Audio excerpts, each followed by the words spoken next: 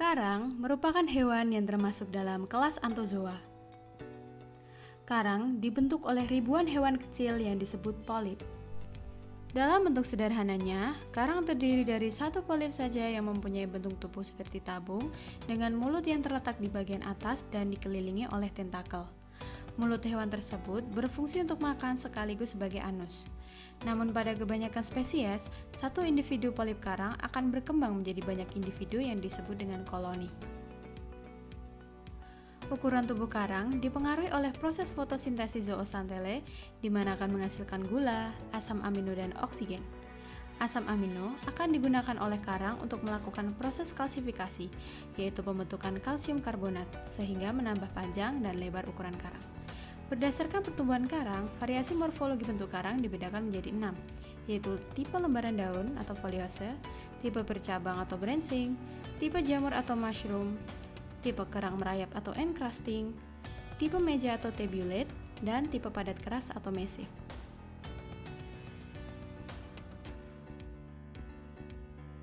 Ekosistem terumbu karang umumnya terbentuk di kawasan pinggir pantai atau perairan yang masih tembus oleh sinar matahari. Sebagian besar ekosistem terumbu karang terdapat di perairan yang terdapat di daerah tropis. Lingkungan hidup yang optimal bagi terumbu karang adalah lingkungan yang memiliki suhu hangat sekitar di atas 20 derajat Celcius. Karang umumnya hidup menempel dan bergerombol pada dasar substrat yang keras, yaitu pada batu karang atau lumpur keras dengan batuan. Habitat karang biasanya hidup pada tanah atau pasir yang menetap di dasar laut dengan cara membenamkan diri di dalam pasir atau lumpur, bahkan pada karang-karang batu. Siklus hidup karang. Pada proses perkembangbiakan karang adalah dengan cara perkawinan atau secara seksual dan pembelahan atau secara aseksual. Pada tingkat kedewasaan tertentu, sel jantan dan sel betina akan bertemu dan terjadi pembuahan selama 1-2 jam setelah spawning. Kemudian terjadi pembelahan zigot selama kurang lebih 18 jam. Zigot tersebut akan berkembang menjadi larva planula yang melayang-layang dan akan bergerak terbawa arus selama kurang lebih 4 hari. Kemudian mulai mencari substrat atau media yang cocok untuk menempel dan akan melekatkan dirinya pada media tersebut. Setelah melekat, maka pertumbuhan karang akan dimulai dengan cara aseksual, yaitu pembelahan polip-polip karang yang kemudian membentuk koloni.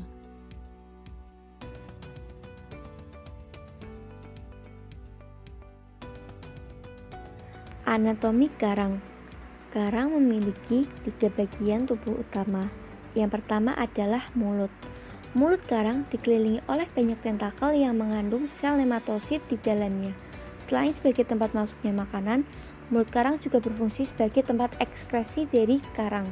Yang kedua ialah rongga tubuh atau solenteron yang merupakan saluran pencernaan dari karang. Yang ketiga adalah 2 lapisan tubuh yang terdiri dari lapisan ektodermis yang mengandung sel nematosid dan lapisan endodermis yang merupakan tempat tinggal dari zooxanthellae. Sistem reproduksi karang. Karang melakukan reproduksi secara seksual atau generatif dan secara aseksual atau vegetatif. Reproduksi secara seksual melalui 2 cara, yaitu penghasil gamet dan fertilisasi. Sedangkan reproduksi secara aseksual terjadi melalui pembentukan tunas yang akan menjadi individu baru pada induk. Beberapa spesies karang memiliki cara dan kemampuan reproduksi yang berbeda. Pada karang cabang membutuhkan waktu 2-3 tahun untuk mematangkan seksualnya, dan pada karang masif memakan waktu 4-7 tahun dalam upaya mematangkan seksualnya untuk melakukan reproduksi. Karang memiliki dua cara untuk memakan mangsanya. Yang pertama ialah dengan tentakel karang yang mengandung sel nematosid. Ketika mangsa tertangkap, tentakel akan membawa mangsa tersebut ke dalam mulut karang. Cara yang kedua yaitu dengan gerakan silia di sepanjang tubuh karang. Saat mangsa tertangkap, maka mangsa tersebut akan terbawa ke dalam mulut karang dengan gerakan-gerakan silia di sepanjang tubuh karang. Pada tentakel karang sendiri mengandung sel nematosid atau sel penyengat yang akan aktif menjulur ketika di malam hari saat mencari mangsa dan akan kembali ke dalam sel setelah selesai mencari mangsa. Karang tidak mempunyai organ pernafasan tetapi bernafas melalui kedua lapisan sel dengan menyerap oksigen dan mengeluarkan karbon dioksida. Oksigen tersebut didapatkan dari hasil fotosintesis zooxanthellae yang melekat pada endodermis karang. Di bawah mulut karang terdapat kerongkongan yang disebut stomodeum. Sepanjang stomodeum pada satu sisi atau pada kedua sisi terdapat saluran sempit yang bersilia dan disebut sifonoglifa yang merupakan alat pernafasan karang yang paling sederhana. Hal yang menarik perhatian dari ekosistem terumbu karang adalah besarnya kelimpahan dan keragaman biota yang hidup di sekitarnya. Sebagian ekosistem perairan yang memiliki produktivitas tinggi, terumbu karang juga merupakan habitat dari berbagai organisme laut. Ekosistem terumbu karang menjadi tempat sebagian besar biota laut menggantungkan hidup. Contohnya yaitu ikan, udang, moluska, dan lainnya. Biota laut memanfaatkan karang sebagai daerah penyedia makanan, daerah perkembangbiakan, daerah asuhan, dan daerah perlindungan. Peran ekonomi pada terumbu karang yaitu keindahan ekosistem terumbu karang membuat taktik wisatawan. Berbagai kawasan terumbu karang dijadikan tanaman laut, lokasi snorkeling, dan menyelam. Spesies kunci adalah spesies yang lebih banyak atau bisa dapat dikatakan sebagai spesies yang lebih dominan di suatu daerah perairan.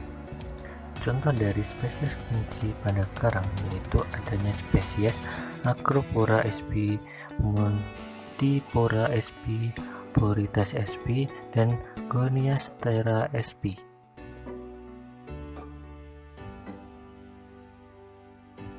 Karang memiliki organ yang sederhana. Karang termasuk ke dalam kelompok Cnidaria yang memiliki sistem organ yang sederhana. Sistem yang sederhana ini maksudnya adalah tidak memiliki jaringan pembuluh darah maupun jaringan saraf di dalam tubuhnya.